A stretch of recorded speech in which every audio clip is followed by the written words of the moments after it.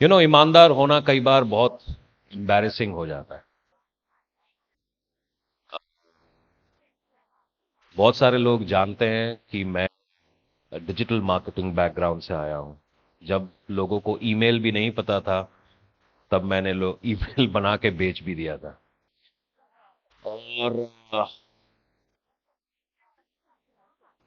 अभी इस समय हमारी लाइफ पे 21 आदमी जुड़े हुए हैं, और मेरे ख्याल से 300-400 आदमी इसको बैक ट्रैक पे देख, एनालिटिक्स ये कहता है एक बटन के दबाव पे, एक बटन दबाने पे मैं फर्जी 1000 आदमी इकट्ठा यहां पे कर सकता, एक बटन दबाने पे। मगर मैं ये करना नहीं चाहता। मालूम है क्यों? क्योंकि इससे परमेश्वर को महिमा नहीं मिलेगी। ये एक फॉल्स ग्लोरी हो जाएगी। फॉल्स ग्लोरी मतलब मेरे को खुश करने के लिए या मेरे को पोजीशन करने के लिए काम हो जाएगा, मगर it is not beneficial to God, या परमेश्वर के राज्य में कोई लाभ नहीं है। तो जिस चीज का परमेश्वर के राज्य में कोई लाभ नहीं है, तो कलीसिया उस काम को करे क्यों? मेरी बात को समझ रहे हैं? जिस चीज से परमेश्वर के राज्य को बेनिफिट नहीं हो रहा है, तो कलीसिया उस काम को करे क्यों? यू नीड टू, इस बात को आपको थोड़ा सा समझना पड़ेगा। ठीक है? पहला पतरस, उसका 1 का 6 से लेकर 7 तक मैं चाहता हूं हम मिल के साथ में पढ़ें।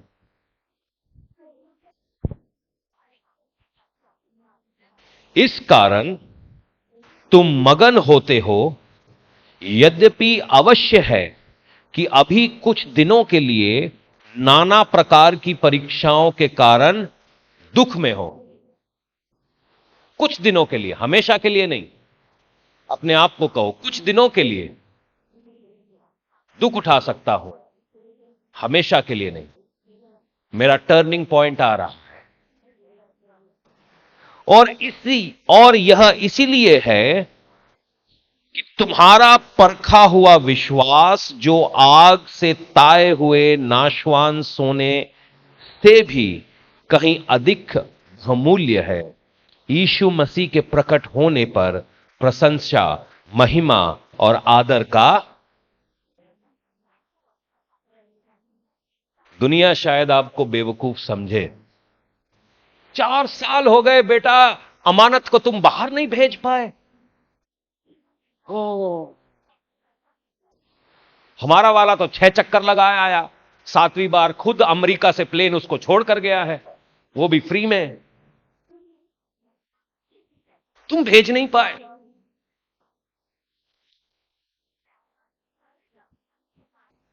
कमाल की बात है, नुकसान की बात है। किस किस्म के बाप हो तुम? तुम ईसाई नहीं, कसाई हो। नहीं नहीं नहीं, मैं ईमानदार हूं, क्योंकि मेरा बेटा सर उठा के जाएगा। प्रभु का धन्यवाद है, हमारा कोई डिपोर्ट नहीं किया गया, नहीं तो मैं सेवा करता हुआ वहां से लेकर आता यहां।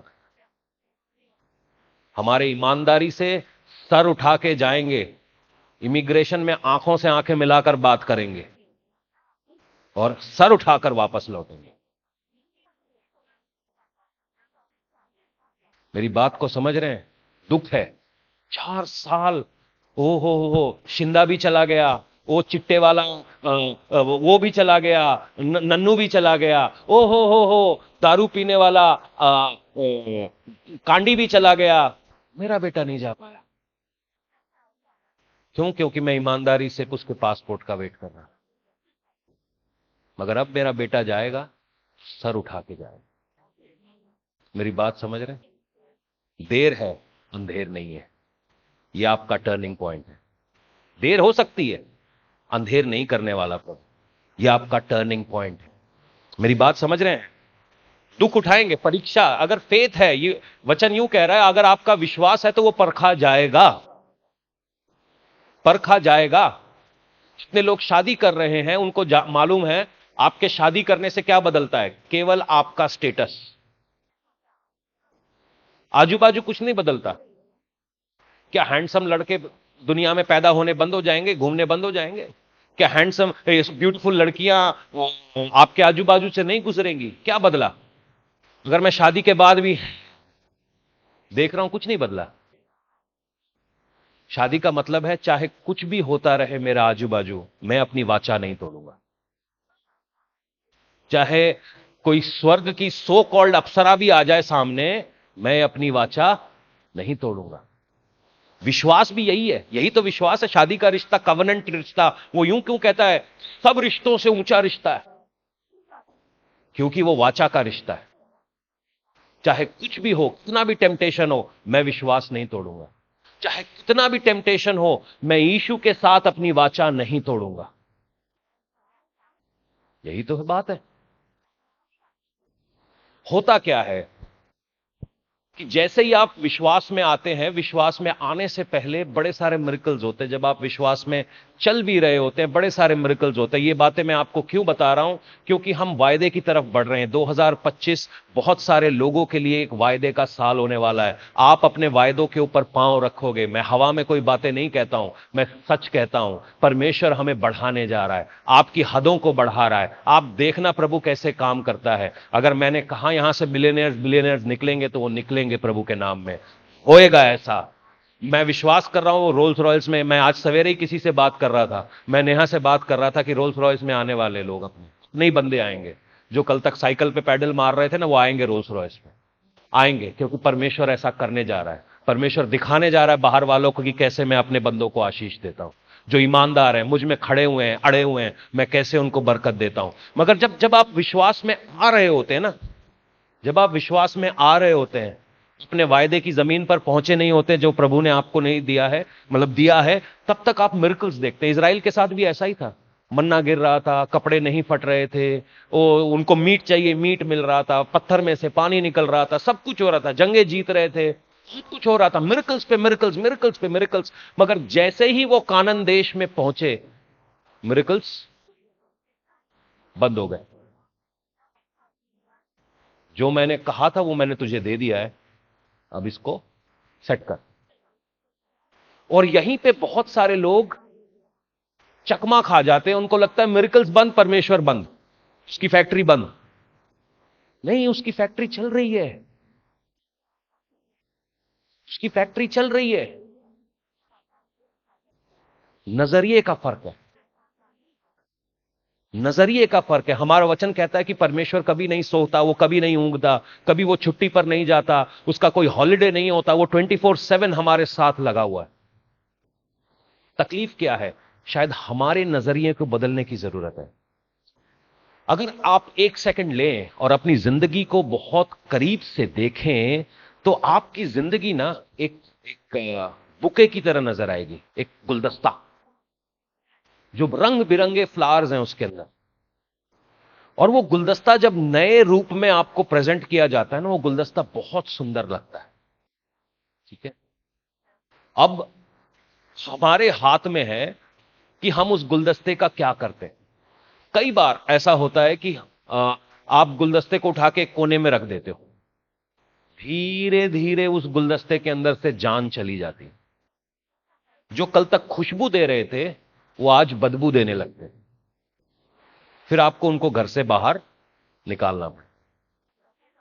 अब हमने एक जगह पे गुलदस्ता रखा हुआ था, और क्योंकि वो गुलदस्ता बदबू दे रहा था, हम उसकी जगह एक प्लास्टिक का गुलदस्ता लेकर आ जाते। उसकी मेंटेनेंस भी नहीं करनी, वो मरेगा भी नहीं, वो मुरझाएगा भी नहीं, मगर देखने के लिए अच्छा है। मगर क्या वो नेचुरल है? वो नेचुरल नहीं है। हमने अपनी जिंदगी के साथ भी यही कर लिया है। मेंटेनेंस फ्री हमको चीजें चाहिए होती हैं अपनी लाइफ में। अभी आप लोग अनॉइंटिंग के लिए प्रेयर कर रहे थे, बिना डिसिप्लिन के अनॉइंटिंग रख नहीं पाओगे। बिना डिसिप्लिन के पैसा रख नहीं पाओगे। बिना डिसिप्लिन के सेहत रख नहीं पाओगे। जो भी चीज आपने रखनी है, उसको मेंटेन करना है, डिसिप्लिन करना पड़ेगा। हम सोच रहे हैं बिना डिसिप्लिन के अपनी शादी चला लें, बिना डिसिप्लिन के मिनिस्ट्री चला लें, बिना डिसिप्लिन के सब कुछ चला लें। ये होगा नहीं, हो नहीं पाएगा, इम्पॉसिबल है। आपको जो चीज रखनी है उसको आपने डिसिप्लिन करके रखना पड़ेगा। आपने गाड़ी, कितने लोग अपनी घर घर पे मोटरसाइकिल रखी हुई है? हाँ, सबने। चलती है। अब उसका मेंटेनेंस ना कराओ तो, उसका इंजन ऑयल टाइम पे ना बदलो तो, उसके पहिए टाइम पे ना बदलो, चलेगी? तो आप कैसे समझ सकते हो कि आपकी जिंदगी चलेगी? आपका जो वो बुके है ना, बुके में अलग अलग कलर के फूल होते हैं। कुछ लाल होते हैं, कुछ क्या बोलते हैं, पीले होते हैं, कुछ सफेद होते हैं, वो सुंदर लगता है। मगर बुके के अंदर कई कई बार पत्ते भी होते हैं, और अगर आप बहुत ध्यान से उन पत्तों को देखो ना, उनके अंदर कांटे भी होते हैं, उनके अंदर रेशे भी होते हैं, जो शायद आपके स्किन को इरिटेट करें। कितने लोग जंगल में जाना, जंगल को बहुत खूबसूरत समझते हैं? जंगल अच्छा लगता है? हाँ। कितने लोगों ने जंगल में एक रात बिताई है? एक ने भी नहीं। बिताओ, नफरत हो जाएगी तुम्हें। जब हाथी के साइज के मच्छर तुम्हें उठा के रात को ले जाएंगे ना, वो मूवीज में अच्छा लगता है कि आग जला के वो बैठे हुए थे, हा, एक दूसरे की आंखों में आंखें डाल के बातें कर रहे थे, म्यूजिक चल रहा था, गिटार चल रहा था। ना वहां पे कीड़े होते हैं, ना वहां पे उनकी सांप की आवाज होती है, ना बिच्छू की आवाज होती है। टीवी में वो बस उतना ही दिखाते हैं। ईमानदारी से किसी जंगल में बैठो, हा, नजारे आ जाएंगे तुम्हें। अगर तुम 100 किलो के थे तो बाहर निकलोगे 40 किलो के, क्योंकि 60 किलो खून तुम्हारा मच्छर पी जाएंगे। फिर वहां पे जंगल में एक जड़ी बूटी आती है जिसको बोलते हैं मस्कीटो ग्रास या मस्कीटो लीफ। कई बार आप देखते हो फौजियों के मुंह हरे क्यों होते हैं? क्योंकि उन्होंने अपने मुंह के ऊपर मस्कीटो लीफ लगा रखी है। गया था एकदम गोरा, हैंडसम शेव करके, बाहर निकला हरा। और वो मस्कीटो लीफ 3 दिन तक आपके मुंह के ऊपर से नहीं निकलती, उसको निकालना पड़ता है घिस घिस को। ये है जंगल की सच्चाई। कई बार हमको तस्वीरों में चीजें बहुत अच्छी लगती है, क्योंकि उसकी सच्चाई हमने चख के नहीं देखी है। ये जो गवाही आई, 4 साल तक हम वेट करते रहे। वेट करना आसान नहीं होता। जब आपको पता है कि आप 2 मिनट में कर सकते हो, तब तक वेट करना आसान नहीं होता। और परमेश्वर कई बार हमको ऐसे टेस्ट कर रहा है, हमारे विश्वास को टेस्ट कर रहा है। क्या ये वेट करेगा? क्या ये वेट करेगा मेरा? क्या ये वेट करेगा? हम तो अपने मंजिल में पहुंचने के लिए इतने उतावले हैं कि हम वेट नहीं कर रहे। ये खाली आपकी कहानी नहीं, मेरी कहानी है। ये शायद आप कहीं ना कहीं उसके साथ अपने आप को जोड़ के देख सको। विश्वास में आया, विश्वास था मुझे, सॉलिड विश्वास था। मैं परमेश्वर से ऐसा एनकाउंटर किया कि मैं परमेश्वर के सांस को अपने मुंह के ऊपर महसूस कर पाया। ये कभी मैं कभी और बताऊंगा, मगर आज तक मैंने कभी किसी के सामने इसको खुल के बात नहीं करी है। परमेश्वर ने जब मुझे छुआ, मेरे शरीर के ऊपर निशान है उसके। मैं ये किसी को दिखाता नहीं, इतना क्लोजली मैंने परमेश्वर को देखा। उसके 1 महीने के बाद ही दुनिया मुझे अट्रैक्ट करने लगी। दुनिया मुझे अट्रैक्ट करने लगी, क्योंकि मैं फिर अपने आप को मेजर कर रहा हूं, प्रभु मेरे साथ है तो यार मेरे दोस्तों के पास गाड़ी और मेरी एक मोटरसाइकिल वो भी नहीं चलती। उनके घरों के अंदर मैं गया, उनका घर इतना आलीशान, और मेरा घर देख के तो मैं, मतलब मुझे खुद घुसने का मन ना करे। तो जो परमेश्वर की ब्यूटी थी, वो ब्यूटी थी, है प्रभु मेरे साथ, मगर मैं अट्रैक्ट दुनिया में हो रहा था। चर्च जाता था, परमेश्वर से प्यार करता था, दशमांश डालता था, सेवा करता था, चर्च में जाके बस बैठा हुआ हूं एक दीवार की तरह, पल्ले कुछ नहीं पड़ रहा। क्योंकि जहां तेरा मन है वहीं तेरा।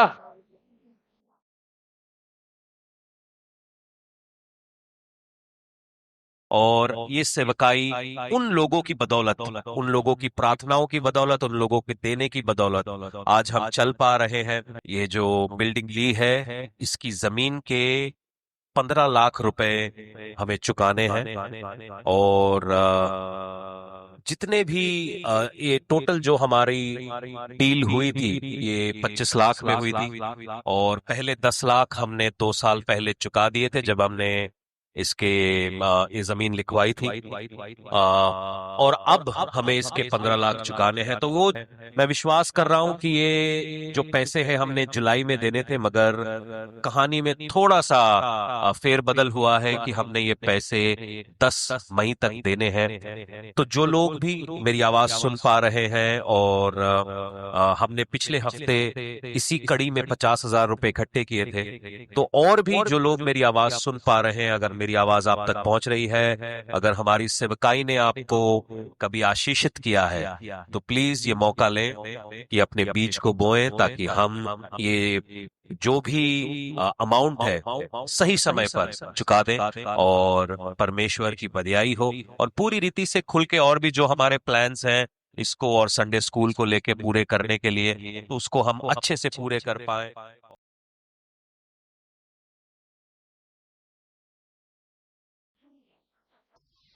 क्योंकि मेरे दिमाग में तो चल रहा है कि यार ये मेरे साथ, अगर मैं जिंदा खुदा को जानता हूं तो ये क्या हो रहा है मेरे साथ। मेरे सारे दोस्त तो ऐश कर रहे हैं, वो सब दारू पी रहे हैं, वो सब पार्टी कर रहे हैं, उनकी पार्टी की फोटोज भी आती थी। मेरे जमाने में होता था ऑर्कुट, तुम्हारे को पता भी नहीं होगा क्या चीज है ये, वो ऑर्कुट पे डालते हैं। और मैं रात के 9 9 10 10 बजे तक ऑफिस में काम कर रहा हूं। क्या लाइफ है मेरी, कुछ भी नहीं। संडे को ये फोन कर रहा है, आ रहा है मूर्थल, जा रहे हैं पराठे खाने के लिए। अरे मैं नहीं जा सकता, मुझे चर्च जाना है। अरे क्या हो गया तुझे। फिर पराठे की फोटो भी आती थी। हमारे जमाने में व्हाट्सएप नहीं होता था, ब्लैकबेरी हुआ करता था, तो उसके ऊपर भी फोटोज आती थी, ग्रुप्स पे आती थी। मैं बड़ा चिढ़ता था यार, मैं जिंदा खुदा को जानता हूं, मैंने हीलिंग देखी, डिलीवरेंस देखा, चंगाई देखी, मगर ये जो मेरे को अपग्रेड मिलना, ये कब मिलेगा, कब मिलेगा। इसीलिए चर्च जाना नॉर्मल हो गया था मेरे लिए। वो तो परमेश्वर का धन्यवाद हो, उसने थोड़ा सा मेरा दिमाग सही किया, उसने मेरा दिमाग सही किया। मैंने अपने आप को परमेश्वर के पीछे लगाया। जो लोगों के सपने वो 100 100 सालों में नहीं पूरे कर पाए ना, वो छोड़ के मैं आ गया, क्योंकि वो मुझे सेटिस्फैक्शन दे नहीं रहे थे। पैसा सेटिस्फैक्शन दे नहीं रहा था। स्टार लोगों को मुझसे मिलना था, जिन लोगों को लोग मिलने के लिए तरसते हैं, उनके साथ फोटो खींचने के लिए तरसते हैं, वो लोग मुझे खुद बुला के वेट कर रहे हैं कि सर आइए आप, हम आपसे मिलना चाहते हैं। डिमांड में भी हूं, मगर अंदर सेटिस्फैक्शन नहीं था। पैसा था, जिसको जो आप नाम बोलो, जिसको जितने पैसे बोलूंगा इज्जत से देके जाएगा, मगर सेटिस्फैक्शन नहीं था। और पता है सेटिस्फैक्शन कब आया, जब मैंने जो कुछ भी मैंने पाया था इतना मेहनत करके छोड़ दिया, छोड़ दिया, जस्ट लाइक दैट, ऐसे ही। एक दिन होली का दिन था, और जनरली होली दिल्ली के अंदर बहुत बड़ा त्योहार होता है। और होली के दिन हम लोग फास्टिंग प्रेयर में बैठे हुए थे। मेरी लाइफ का जो टर्निंग अराउंड था, टर्निंग पॉइंट था। तो फास्टिंग प्रेयर 9 बजे स्टार्ट होनी थी। मैं मरे मन से 9:30 बजे पहुंचा। प्रेयर स्टार्ट हो गई, हम भी प्रेयर कर रहे हैं। जब आंख खुली प्रेयर करते हुए, घड़ी में बज गए थे 4:50। 9:30 बजे से 4:30 बजे तक प्रेयर ही चल रही है, कोई भी नहीं हिला, पता ही नहीं चला। ऐसा लगा कि घुसे और 10 मिनट के बाद वो आंटी चाय ले आई हमारी। उस दिन परमेश्वर ने कहा कि जिन चीजों के तू पीछे भाग रहा है ना, वो मैं तेरे को ऐसे दे दूंगा। और जो कि उसने मुझे ऐसे ही दे दी, ऐसे ही दे दी मुझे। मेरे को भागना नहीं पड़ा। और जब तक मैं दुनिया की तरफ देख के भाग रहा था ना, वो रेस मालूम है कैसा, ओहो वो आगे निकल गया, ओहो वो आगे निकल गया। मैं उनके पीछे भागे जा रहा हूं, भागे जा रहा हूं, भागे जा रहा हूं, रात को भी भाग रहा हूं, दिन में भी भाग रहा हूं, मजा नहीं आ रहा। मगर मेरे को मतलब भागता हुआ आदमी ना उसको खाते बनता है, ना बैठते बनता है, ना सोते बनता है, उसके दिमाग में सिर्फ एक जुनून है, भागना है। जो जो मेरे साथ के दोस्त थे ना, वो बड़ी मेहनत करके बहुत। अब कल भी मेरे को किसी का फोन आया, मैंने पूछा कहां पे है, कहता सिंगापुर। तू कहां पे है, मैंने कहा गुरदासपुर। कहता हो क्या गया तुझे, बाबा बन गया है तू। मैंने कहा तू छोड़ दे, तू तू आ जा। मैंने फिर पूछा तेरा परिवार कैसा है, यार पूछ मत। फिर एंड में वहां पे स्टोरी खत्म हुई। पता देख ना रहा हूं, इसलिए मैं बता नहीं रहा पूरी कहानी।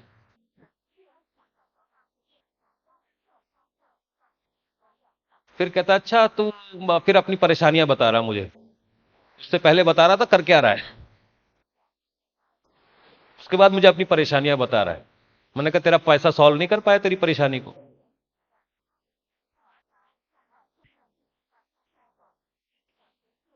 ए, आते हैं मैं ये कर दिया मैंने वो कर दिया एंड में ये वो, फिर आखिर में बोलता है यार ये एक प्रॉब्लम है मेरी। तूने तेरे उसका प्लॉट का क्या हुआ? मैंने तो वो वाली बिल्डिंग बुक कर दी, 2 करोड़ का हो गया फ्लैट। अच्छा, मैंने फिर गाड़ी भी बुक करा दी यार, तू तू क्या कर रहा है यार तू? अच्छा, मेरी वो BMW पुरानी होगी, तू ले ले गुरदासपुर में। अच्छा, फिर आखिर में यार ये प्रेयर से होता है कुछ?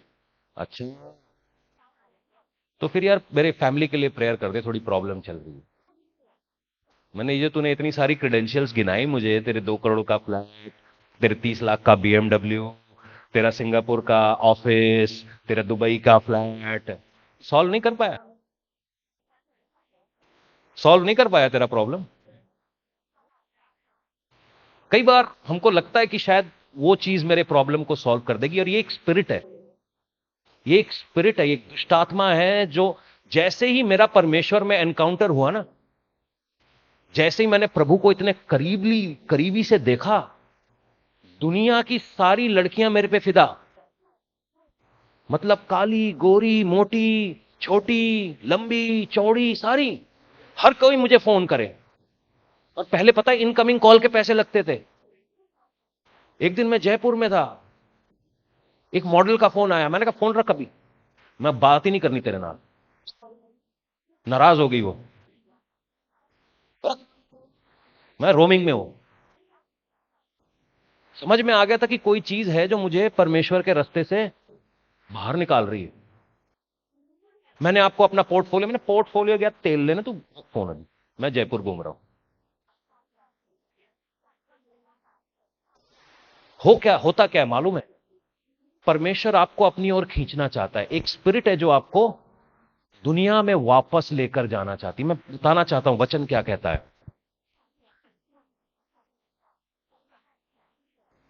पहला कुरंथियों 2 उसका 12 से लेकर 15, परंतु हमने संसार की आत्मा नहीं, परंतु वह आत्मा पाया है जो परमेश्वर की ओर से है, कि हम उन बातों को जाने जो परमेश्वर ने हमें दी है। उसको इसको बड़े आराम से पढ़िएगा कि हमने कौन सा आत्मा पाया है? परमेश्वर का आत्मा। मगर एक और आत्मा भी है जो होली स्पिरिट की नकल करता है, वो है संसार का आत्मा।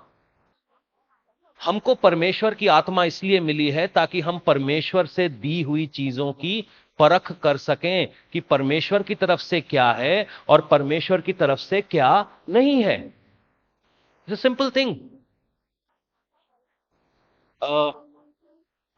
कितने लोगों को अपनी मम्मी के हाथ का खाना अच्छा लगता है? को लगता है। अब 10 डिशेस होंगी, ठीक है, 10 डिशेस में से आपको पता नहीं आपकी माता ने कौन सा बनाया, मगर आप एक चम्मच भी खा के बोल दोगे कि ये मेरी माँ ने बनाया। मालूम है क्यों? क्योंकि वो आपके अंदर इतना आपको स्वाद का पता है, आप फेमिलियर हो गए उस स्वाद के साथ। उसी तरीके से आत्मा में भी है। जो दुनिया की आत्मा है जो आजकल चर्चेस के अंदर चल रही है, वो आपको दुनिया की तरफ खींचती चली जाएगी, खींचती चली जाएगी, खींचती चली जाएगी, और आप खिंचोगे भी, आप खिंचोगे। उनकी बातें ही ऐसी होंगी कि आप खिंच जाओगे, आपको विश्वास हो जाएगा कि यही गॉस्पल है, यही सुसमाचार है। सुनिएगा, परमेश्वर आज शायद आपसे यूं कह रहा है, आपके जीवन में एक बदलाव इसलिए नहीं आ रहा, क्या आप रियलाइज कर रहे हो कि आप परमेश्वर से क्या मांग रहे हो? परमेश्वर आपको दुखी नहीं देखना चाहता, सीधी बात है। उसने अपना इकलौता बीमार नहीं देखना चाहता, गरीबी में नहीं देखना चाहता, आपको मुसीबत में नहीं देखना चाहता। ये पर अगर आप ऐसा, अगर मेरे प्रचार से अगर आपको ऐसा लग रहा है कि वो आपको दुखी लाचार गधा बेवकूफ दे, मैं नहीं, मैं कतई नहीं मानता। मैं अपनी जिंदगी में बड़े मजे कर रहा हूं। जिस भी आत्मा आपको मिली है, ठीक है, वचन कहता है जो आत्मा के चलाए चलते हैं वो परमेश्वर की संतान है। जो भी आत्मा आपको मिली है ना, वो आत्मा आपको चलाती है, ठीक है। होली स्पिरिट आपको परमेश्वर की बातों में चलाती रहती है। और वचन यूं कहता है कि परमेश्वर धन देता है और उसके साथ दुख नहीं जोड़ता। कुछ लोगों के फोन आते हैं जिनके पास धन होता है और उनके पास एक्स्ट्रा दुख भी होता है। तो ये कहां से आया धन, इस बात को समझने की जरूरत है, ठीक है। जो आत्मा आपको चलाती है वही आत्मा के आप अंडर हो। सुनना, मत्ती 6:24 हम खोलेंगे और ये सरमन ऑन द माउंट है और उसके अंदर प्रभु यीशु यूं कहते हैं, कोई मनुष्य दो स्वामियों की सेवा नहीं कर सकता, क्योंकि वह एक से बैर और दूसरे से प्रेम रखेगा, या एक से मिला रहेगा और दूसरे को तुच्छ जानेगा। तुम परमेश्वर और धन दोनों की सेवा, अंग्रेजी की बाइबल में लिखा है गॉड एंड मेमन। जो धन का प्रभु है वो मेमन है। जब अहाब इज़राइल की गद्दी पर आया, अहाब परमेश्वर का चुना हुआ एक दास था, एक राजा था, मगर उसके दिमाग में धन का लोभ आ गया कि यार मैं जंग में जाऊंगा, इससे अच्छा दुश्मनों से दोस्ती कर लेता हूं, उनकी बेटी घर से शादी कर कर ले आऊंगा, दुश्मनों के साथ लफड़ा खत्म, लड़ाई में पैसे खत्म, सब कुछ खत्म, कोई टेंशन नहीं, आराम से रहेंगे। उनको क्या पता था, जब आप अपने दुश्मन के साथ सोओगे, दुश्मन तुम्हें चैन से जीने नहीं देगा, सोने नहीं देगा, मरने नहीं देगा। अंग्रेजी का शब्द है ये मेमन है, एक स्पिरिट है ये। मेरी बात को बहुत ध्यान से सुनना, ये स्पिरिट आपको चैन से बैठने नहीं देती, ये स्पिरिट आपको घमंड में रखती है, ये स्पिरिट आपको तोड़ती है, आपको फिजिकली, आपको स्पिरिचुअली ये तोड़ देगी। हो सकता है आ जाए पैसा, मगर आप उसको रख नहीं पाएंगे।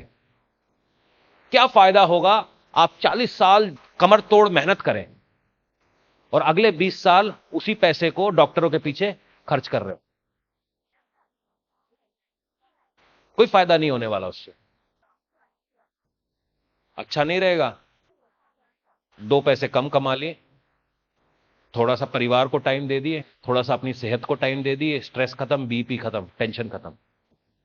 हो सकता है ये मेमन आपको स्ट्रेस पता है क्यों देता है?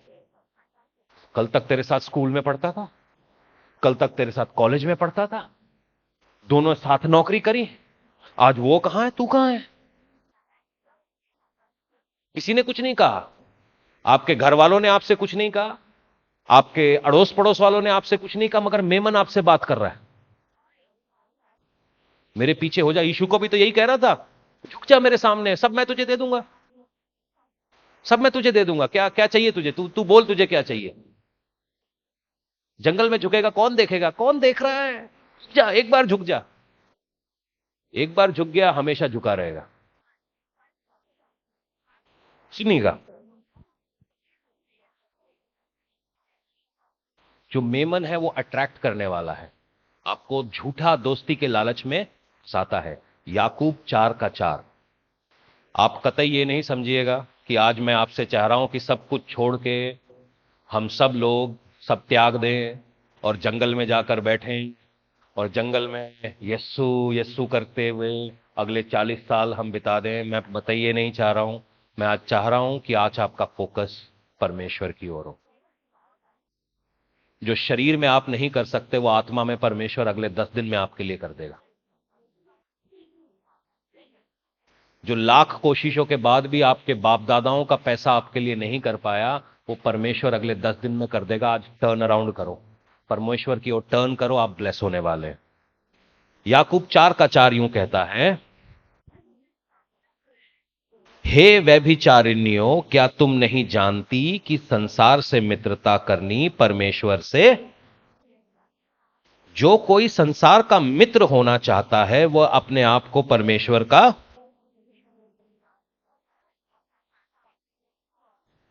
अब मैं और संसार साथ में चल रहे हैं, माय डार्लिंग, और मैं साथ में भी चाह रहा हूं कि परमेश्वर को भी अपने साथ रख लूं, ये होने वाला नहीं है। चर्च सबसे बड़ी गलती यही कर रहा है। आप संसार के साथ दोस्ती करके परमेश्वर से बैर पाल रहे हो, क्योंकि सारी दौलत, सारी शोहरत, सारा छुटकारा, सारी आशीष, सारी बरकत उसी से है। वो खाली दिखा रहा है कि मेरे पास है। आप एक बात सोचिएगा, परमेश्वर ने सारी दुनिया में जो चीजें दी हैं, जो खूबसूरत चीजें, सूरज, उसका कितना आप बिल भरते हो? हाँ जी। पानी, चांद को देखने का, तारों को देखने का टैक्स, मगर जो सड़क सरकार ने बनाई है उसका टोल टैक्स। समझ रहे हैं? ये जो घर हमने बनाए, ये जो प्रॉपर्टी हमने बनाई, उसका प्रॉपर्टी टैक्स। पहाड़ पे जाकर नीचे देखने का मजा देखा, जब नदी बहती है और दूर से हम देखते हैं, उसका कितना टैक्स देते हैं? कुछ नहीं। परमेश्वर की सारी चीजें फ्री हैं। तो आपको क्यों लगता है कि आपकी ब्लेसिंग में बहुत तकलीफ है, आपकी चंगाई में? फ्री है। मगर चर्च को ऐसा लगता है कि मैं दे के ही खरीद पाऊंगा, क्योंकि वो मेमन के नीचे है। क्योंकि एक झूठा चर्च है जो आपको बताता है कि 5,000 दो, मैं आपके लिए प्रेयर करूंगा, 10,000 दो, मैं आपके लिए ले हैंड्स करूंगा, 15,000 दो, मैं लात से आपके में उड़ते हुए एक लात मारूंगा और आप घर जाके चंगे हो जाओगे। तो हमने एक मेंटालिटी बना ली है खरीद फरोख्त की। बाय और सेल का ऑफर चल रहा है। बहुत लोगों के साथ हम बात करते हैं और बहुत सारे लोग चर्च को एक दुकान की तरह देख रहे हैं। वो चर्च को चर्च की तरह नहीं देख रहे, एक परिवार की तरह नहीं देख रहे, एक ऐसी जगह की तरह नहीं देख रहे कि जो जो आशीषों की जगह है। वो चर्च को दुकान की तरह देख रहे, क्योंकि कुछ लोग ऐसा बना दे रहे हैं और सबकी मेंटालिटी ऐसी हो गई है। छोटा चर्च, बड़ा चर्च, मोटा चर्च। क्या है ये? कौन सा चर्च है? मैंने ऐसा कुछ देखा नहीं बाइबल में। छोटा पास्टर, छोटा अपोस्टल, छोटा प्रॉफिट, बड़ा पास्टर, बड़ा अपोस्टल, ये क्या है? ये मेमन है। अगर आज आप इस मेमन को पहचान गए हो तो इसको आज डिस्कार्ड करो और कलीसिया का हिस्सा बनो, चर्च का हिस्सा बनो, वचन का हिस्सा बनो, वचन आपको चलाए। मेरी बात सुनना, मेमन पता है क्या है? पकड़ का परमेश्वर है। मूसा फिरौन के पास गया और फिरौन को जाके पता क्या बोलता है? क्या बोला फिरौन को? परमेश्वर यूं कहता है कि मेरे लोगों को जाने दे ताकि वो मेरी आराधना कर सके। बस इतना, बस इतना कहा। फिरौन कहता है मैं परमेश्वर हूं, मैं ना जाने दूंगा, इनका काम डबल करो, डबल कर दो इनका काम। फिरौन क्या था? पकड़ गया परमेश्वर के सामने। कैसे पता चलेगी मेमन की स्पिरिट मेरे अंदर काम कर रही है? पकड़ जाओगे आप। नहीं करना। कलीसिया में कई लोगों को आप बोलते हैं ऐसे सुधरना है, चर्च बदल लिया उन्होंने, आजकल कहीं और बैठे हैं। कलीसिया के अंदर आप लोगों को बोलो कि ये काम नहीं करना, ये गलत कर रहे हो, हम नहीं आते। बताओ जी, ये काम आप, ये वचन के हिसाब से नहीं है, ये मेमन की स्पिरिट है, हम नहीं कर रहे थे। वो आपके साथ गुस्सा दिखा रहे हैं। और जब भी आप परमेश्वर के वचन के विरोध में जाते हैं, आखिर में पता क्या होती है? मुसीबत पड़ती है, बीमारियां आती हैं, लाचारियां आती हैं। और लोग ये नहीं समझते कि हम परमेश्वर के साथ सही हो जाए, सही रहेंगे, क्योंकि मेमन अंदर से ऐसा होने नहीं दे रहा। मेमन कह रहा मेरे पीछे चल, मेरे पीछे चल, मेरे पीछे चल। सुनना, वचन फिरौन को गया, फिरौन ने इजराइल को नहीं छोड़ा। वचन अब्राहम के पास गया, अब्राहम को परमेश्वर कहता है तू अपने बाप का घर छोड़, मैं तुझे ब्लेस करूंगा। अब अब्राहम भी कहता ना, मैं ना छोड़ू, तू परमेश्वर है ना, तू मुझे इधर ब्लेस कर, यहीं पे। मालूम है क्यों मैं आज कुछ लोगों को बोल रहा हूं? परमेश्वर आपकी पोजीशन को चेंज कर रहा है ताकि वो आपकी सिचुएशन को चेंज कर सके। वो आपकी पोजीशन बदल रहा है ताकि वो आपकी सिचुएशन चेंज कर सके। कल तक तुम मेमन के गुलाम थे, परमेश्वर ने आपको पुत्र बना के आजाद किया है ताकि आप आजाद हो और आप अपनी बरकत, अपनी चंगाई, अपना छुटकारा ले लो और बाकियों को भी बांट के आओ। जब तक आपकी पोजीशन चेंज नहीं होगी, आपकी सिचुएशन चेंज नहीं होगी। जब तक आप मेमन के नीचे अकड़े रहोगे, वो आपको ऑपरेट करने नहीं देगा, फ्रीडम में रहने नहीं देगा। अब्राहम के पास एक वचन पहुंचा, वो वचन के पीछे चल दिया, अपना फैमिली, अपना सिक्योरिटी, अपना बिजनेस बंद कर दिया उसने। इतना पागल आदमी है नहीं? जब वो अपने बाप के घर में था, उसके पास फौज नहीं थी। जब वो परमेश्वर के साथ था, वचन कहता उसके पास फौज थी। तो ब्लेसिंग कहां मिली उसको? बंगला बनाया अब्राहम ने। हां जी, अब्राहम का बंगला किसी ने सुना? नहीं ना। मगर अब्राहम ने एक देश खड़ा किया। समझना इस बात को, समझिए, प्लीज समझिए, क्योंकि कई शायद आज परमेश्वर की आवाज आपको कुछ चीजों में से निकाल रही है, आपको पुश कर रही है, धक्का दे रही है, और आप परमेश्वर के साथ ही फाइट कर रहे। नहीं, मैं नहीं जाता, नहीं नहीं, मैं नहीं करूंगा, नहीं, मैं नहीं नहीं। कहीं इस वजह से आपकी ब्लेसिंग तो नहीं रुक रही है? मैंने बहुत समय तक परमेश्वर के साथ, कम से कम 1 साल परमेश्वर के साथ फाइट की। पता है मेरे दिमाग में क्या था? जब मैं 60 साल का हो जाऊंगा तब सेवकाई करूंगा, तब तक इतने पैसे इकट्ठे कर लूंगा कि मुझे मांगने की जरूरत नहीं पड़ेगी। गलती से मैं 33 का हुआ, एकदम क्रूसिफिकेशन के परफेक्ट एज। यीशु मसीह को जब क्रूस पे चढ़ाया गया था 33 का था।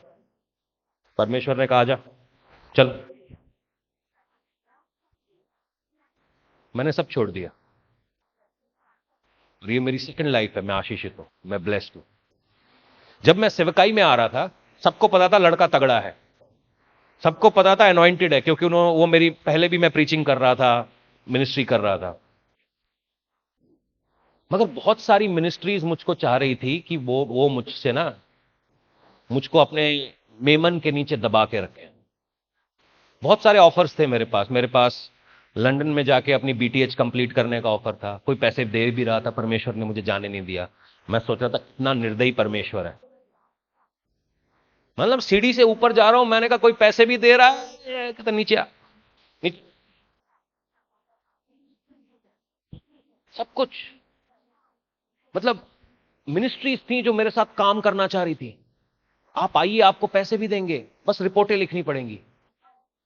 मैं अगर वो पकड़ लेता, हो सकता है मेरे साल आराम से, आज भी आराम से चल रहे होते, मगर मेरा वेल्डिगर्स कहीं मर जाता, मर जाता। वो जो मेरे को परमेश्वर ने 2008 में बोला था, वो मर जाता। मैं रिपोर्टें लिख रहा होता। आज भी जितने लोग हमारे साथ काम करते ना, मैं किसी से रिपोर्ट नहीं लिखवाता। मालूम है क्यों? क्योंकि मैं अपने जैसे लोगों से ही काम करवाता हूं, जो दर्शन के पीछे भूखे। 2 घंटे की रिपोर्ट लिखने में क्या मिलेगा? जाके 4 आदमियों को सुसमाचार सुना दो। मेरी बात समझ रहे? झूठी रिपोर्टें शायद लिख देता, पैसे आ जाते, सब कुछ हो जाता, मगर मेरा दर्शन मर जाता, मेरी ब्लेसिंग मर जाती। सुनिएगा, शायद मेमन आपसे यही चाह रहा है कि आप किसी तरीके से उसके साथ दोस्ती करो और वो आपके दर्शन को मार दे। परमेश्वर के लोगों की प्रॉब्लम पता है क्या है? उनको यह नहीं समझ में आता कि मेरी ब्लेसिंग परमेश्वर के लिए है, परमेश्वर की तरफ से है। आप में से कितने लोगों को लगता है कि आप अपने मां बाप का आइडिया हो? वचन यूं कहता है यिर्मयाह 29 में कि तेरी मां की कोख में आने से पहले मैं तुझे जानता था, मैंने तुझे चुन के अलग किया है। आप में से कितने लोग ये जानते कि आप चुने हुए हैं? हाँ, पता नहीं है। वचन ऐसा कहता है कि तुमने मुझे नहीं चुना, मैंने क्यों चुना है? सवाल होता है ना, क्यों चुना है? कोई तो खासियत होगी तुम में, कुछ तो खूबी होगी, कुछ तो ऐसा काम है जो खाली केवल तुम ही कर सकते हो, मैं नहीं कर सकता। पता है हमारी सेवकाई का, कई सेवकाइयां पता है कैसे चलती हैं? संडे को पास्टर जी प्रचार करते हैं, वही प्रचार शाम को दूसरे चर्चेज में हो रहा होता है। मैंने कभी ऐसा नहीं किया, क्योंकि अगर परमेश्वर ने किसी को चुना है तो जो मैसेज उसके द्वारा देना चाहता है उसके द्वारा दे, मैं उसके बीच में उंगली नहीं करना चाहता। बता देना मेरे को, कोई ऐसी बात ना हो जो थोड़ी सी फिल्टर करनी पड़े, मगर जो परमेश्वर आपको दे रहा है आप बांटिए, क्योंकि मैं आपकी क्रिएटिविटी, आपकी इंडिविजुअलिटी छीनना नहीं चाहता। समझ रहे हैं मेरी इस बात को? आपको चुना है, आपके लिए एक खास काम है जो केवल आप ही कर सकते हैं और कोई नहीं कर सकता। और कई बार हम सोच रहे हैं, हम मेमन के साथ दोस्ती कर रहे हैं, मेमन बोल रहे तू मेरे लिए काम कर। आपको मालूम है आपकी आशीषें परमेश्वर के हाथ में दो मल्टीप्लाई होती हैं। करके देखो एक बार, अपने घर को, अपने बिजनेस को, अपनी अपनी मिनिस्ट्री को प्रभु के हाथ में दो, मल्टीप्लाई होगी। और ऐसा मल्टीप्लिकेशन आएगा जो मेमन कभी आपको जिंदगी में नहीं दे सकता, पीढ़ी पीढ़ी तक। अब मेरी बात को बहुत ध्यान से सुनिएगा, दुनिया वाले इस प्रिंसिपल को बहुत अच्छे से जानते हैं। आपको मालूम है टाटा जो कंपनी थी वो स्टील की कंपनी थी। वो स्टील निकालकर जर्मनी में बेचा करते थे।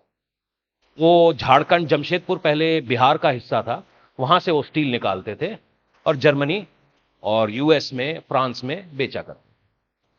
आज की तारीख में टाटा ग्रुप कितने काम करती है? टाटा सन्स में मैंने करीबन 5 साल काम किया है, नौकरी करी है, मुझे पता है। कपड़ा, गाड़ी, मतलब डाइवर्सिफिकेशन का मतलब आप जो सोच सकते हो वो काम वो करते हैं। अगर वो अड़े रहते ना जी हमने तो खाली स्टील ही बेचना है, ना तो उनका होटल खुलता, ना तो उनकी घड़ी खुलती, ना तो उनके कपड़ों खुलते, ना तो उनकी गाड़ी खुलती, ना तो उनका लोकोमोटिव खुलता, ना तो उनका ऑटोमोटिव खुलता, कुछ नहीं खुलता। हम पता है क्या है, मेमन के साथ इतने कंफर्टेबल है ना कि मेमन हमें मतलब अपनी गोद में बिठा के रखना चाहता है, हम उतरना नहीं चाहते उसकी गोद से।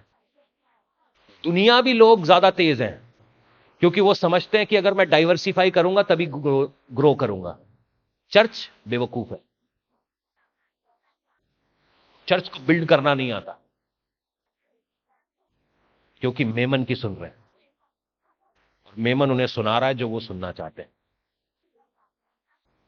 हम कई बार अब्राहम को सोचते वो ब्लेस्ड नहीं है जो अपनी बहू के लिए 10 ऊंटों के ऊपर सोना भेज सकता है, इतनी कीमत अदा कर सकता है।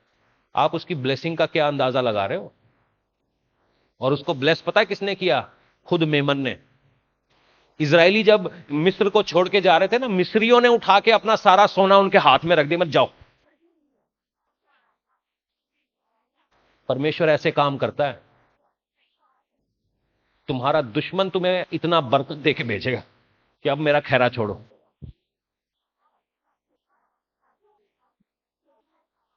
उसी को कहते हैं एग्रेसिव अनॉइंटिंग। वो तुम्हें बरकत देके भेजेगा। जाओ, सुनना मेरी बात। परमेश्वर का भय बुद्धि की शुरुआत। अब्राहम का पर पोता हुआ याकूब। याकूब अपने मामा जी के यहां पे नौकरी करने लग गया। मामा जी ने उसकी सैलरी 10 बार बदल दी, किसी तरीके से ये मेरे नीचे थल्ले लगा रहे। याकूब को परमेश्वर मालूम है क्या कहता है कि जो ये तेरी बेकार बकरियां है ना, इनके पीछे एक लकड़ी रख जब ये पानी पी रही होंगी। उन बेकार बकरियों ने अच्छे मेमने पैदा किए। मेरी बात सुनना, स्पिल गोट्स ने प्लेन मेमने कैसे पैदा कर दिए? एक लकड़ी से। अगर मैं और आप याकूब की जगह होते और मेमन के नीचे होते तो परमेश्वर के वचन को कभी नहीं मानते और हम ये सोच रहे थे बेवकूफी है, क्यों करूं, अकड़ ना, हम ना करेंगे ना। हाँ। उसने बकरियों के पीछे वो लकड़ियों को रखा, ब्लेस्ड हो गया।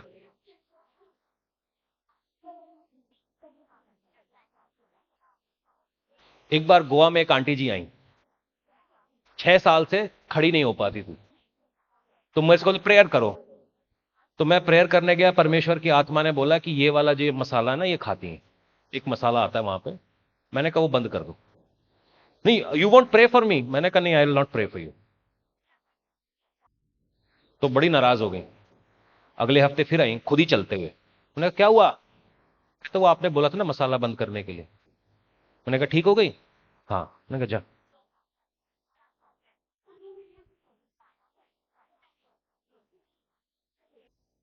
समझ रहे बातों को? परमेश्वर की विजडम, आप परमेश्वर की आवाज कब सुनेंगे? जब उसकी स्पिरिट के साथ रहेंगे, आप पता कर पाएंगे ये प्रभु की आवाज है, समझ पाएंगे। आपकी ब्लेसिंग एक इंडिविजुअल तरीके से आपके लिए रखी हुई है, जो आपको शायद समझ नहीं आ रही। मेमन सबको बोल रहा है एक ही तरीके से चलेगा, आप हर जगह पे ब्लेस्ड है। अकड़ो मत बस प्रभु के साथ। प्रभु के साथ अकड़ गए इसका मतलब आप डेड हो, क्योंकि मुर्दा खुद पलटी नहीं मार सकता, उसको पलटाने के लिए दो आदमी लगते हैं। स्पिरिचुअल डेथ ऐसी ही होती है, आप अकड़ जाते हो, सोच नहीं पा रहे हो, आप अपनी जगह से मूव नहीं कर पा रहे हो, आप अपनी जगह से आगे नहीं बढ़ पा रहे हो। परमेश्वर कह रहा है कि ये नेक्स्ट ब्लेसिंग ऐसे रखी हुई है। याकूब ब्लेस्ड हो गया, लोग उससे चिढ़ने लगे, मगर परमेश्वर पूरा नहीं हुआ था याकूब के साथ। जब तक परमेश्वर ने उसकी कमर की हड्डी को नहीं तोड़ा, कमर नहीं, कूले की हड्डी को नहीं तोड़ा, उस मांसपेशी को नहीं छेड़ा। मैं सोचा प्रभु आपने उसके कूले की हड्डी पे ही क्यों मारा, सारी जिंदगी भर अब वो लंगड़ा लंगड़ा के चल रहा है। बोले नहीं, उसके अंदर से इजराइल ऐसे ही निकालना था। सोचो एक आदमी परमेश्वर से मिलता है और अगले दिन ऐसे लंगड़ा के चल रहा है, आप क्या सोचोगे? मैं परमेश्वर से मिलके आया चूल्हा तोड़ दिया था। सोचो लो, मतलब उसकी चाल बदल गई। हरकतें बदलने से पहले परमेश्वर ने उसकी चाल बदली। गया था याकूब, वापस निकल के इजराइल आया। मेरी बात समझ रहे? कई बार चूल्हों का टूटना अच्छा है। जितने लोग परमेश्वर से मिलना मांग रहे सुन ले, मिलने के बाद सेम नहीं रह पाओगे, कुछ तो बदलेगा बॉस। अगर आज आप ब्लेस होना चाहते हैं, मेमन से दूर हटिए, परमेश्वर की ओर देखिए। एक आयत प्रेयर में जाएंगे।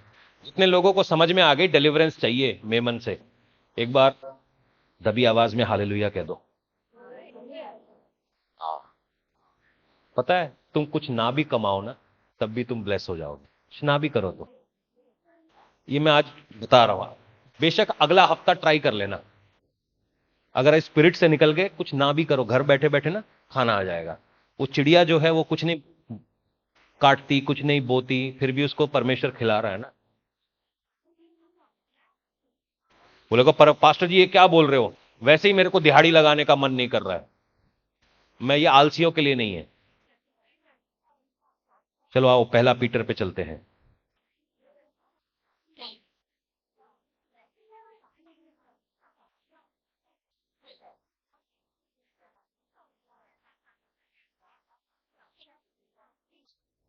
उसका 1 का 17 से लेकर 19 तक पढ़ेंगे। And it is the verse for deliverance.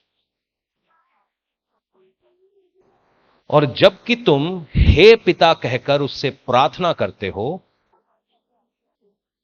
जो बिना पक्षपात हर एक को हर एक के काम के अनुसार न्याय करता है, जो अब तो अपने परदेसी होने के समय को भय से बिताओ, क्योंकि तुम जानते हो कि तुम्हारा निकम्मा चाल चलन जो बाप दादाओं से चला आता है, उससे तुम्हारा छुटकारा चांदी सोने अर्थात नाशमान वस्तुओं के द्वारा नहीं हुआ है, पर निर्दोष निष्कलंक मेमने अर्थात मसीह के बहुमूल्य लहू के द्वारा हुआ है।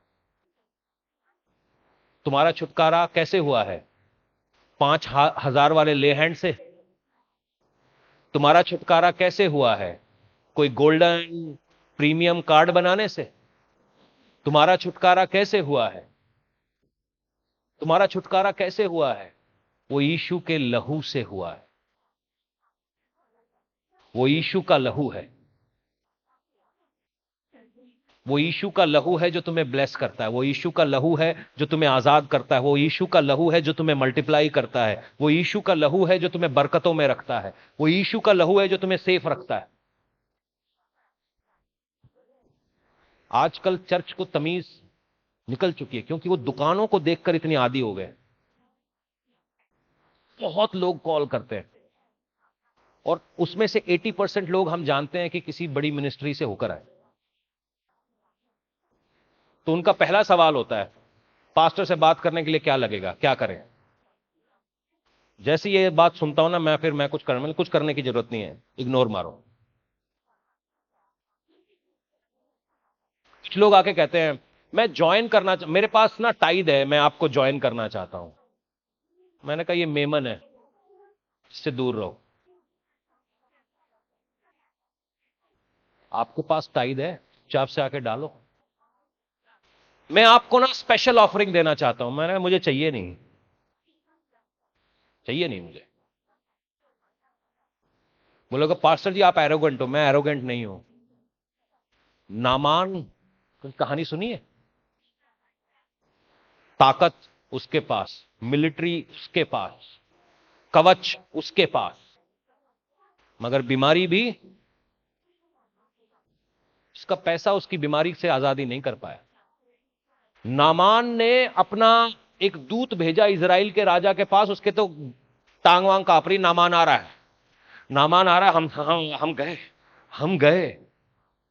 नामान किससे मिलने आ रहा है? एलीशा से। अब एलीशा ने नामान नामान को ले हैंड्स किया, है ना? क्या बोला? जा 7 बार डुबकी लगा, चल। नामान गुस्सा हो गया, हम मेरे साथ ऐसा बिहेव कैसे कर सकते हैं? कोई उसने बड़ी प्रार्थना नहीं की, बड़ी प्रेयर नहीं की, बिग मीटिंग, बिग टेस्टिमनी नहीं हुई, गुस्सा हो गया वो। मेमन था ना उसके अंदर। मगर कुछ लोग आजू बाजू अच्छे थे, कहता है यार इतनी दूर आ ही गए हैं, 7 बार डुबकी लगाई लो नाले में, धारीवाल के नहर में। लगाता है टप टप टप, 7वीं बार। पता है प्रॉब्लम क्या थी? एलीशा के पास एक लालची गेहाजी था। एलीशा ने उसके पैसे को हाथ नहीं लगाया, मगर गेहाजी को लगा हम तो अपने हम तेज हैं ना, इसको ना पता दुनियादारी कैसे चलती है। भगा भगा गया कि एलीशा ने बोला है दो। नामान ने भी दे दिया। नामान का गिफ्ट उसके लिए और उसके खानदान के लिए कोड बन गया। अगर आप परमेश्वर की आत्मा में होते तो आपको पता है नामान का पैसा कौन सा है, जिसको कभी नहीं छूना। मेमन की आत्मा क्या है, उसको कभी नहीं छूना। वो तो अपनी बीमारी छुड़वा गया, मगर अपना कोड प्रभु के दास को दे गया। मेमन का काम समझ रहे कैसे होता है? कैसे मेमन काम करता है? लालच के जरिए। एक फिट आदमी कैसे कोड़ी हो गया?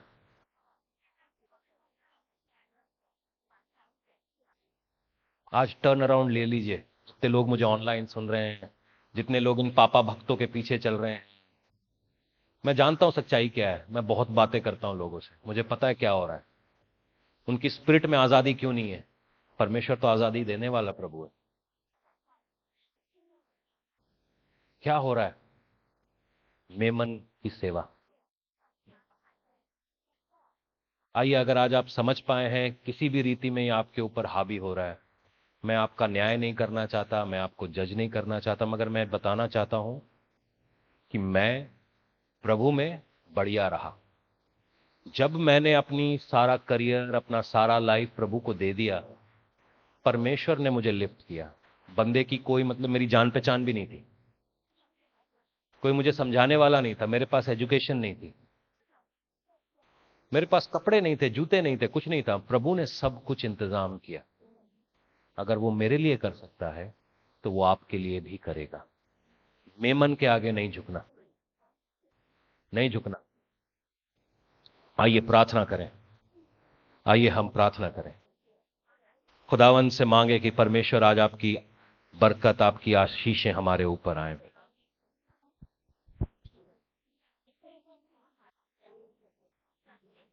कलीसिया को बाजारू बनाने में जिन लोगों ने पूरा जोर लगाया है, आइए कम से कम ये चर्च, ये मुट्ठी भर लोग, अगर हम ईमानदारी से खड़े हो गए, कलीसिया बदल जाएगी, चर्च बदल जाएगा, देश बदल जाएगा। मुझे मालूम है परमेश्वर ये करने वाला हमारे जरिए से करेंगे। हम जाएंगे, उन वादियों में जाएंगे जहां पे जाना मना है, उन अंधेरी जगहों के अंदर घुसेंगे जहां पे लोग पांव तक नहीं रखते। हम ब्लेस करने वाले लोग हैं, क्योंकि हम मेमन की सेवा नहीं करते, हम जिंदा खुदा को मानते हैं। मेरा उठना बैठना तुझे भाता रहे।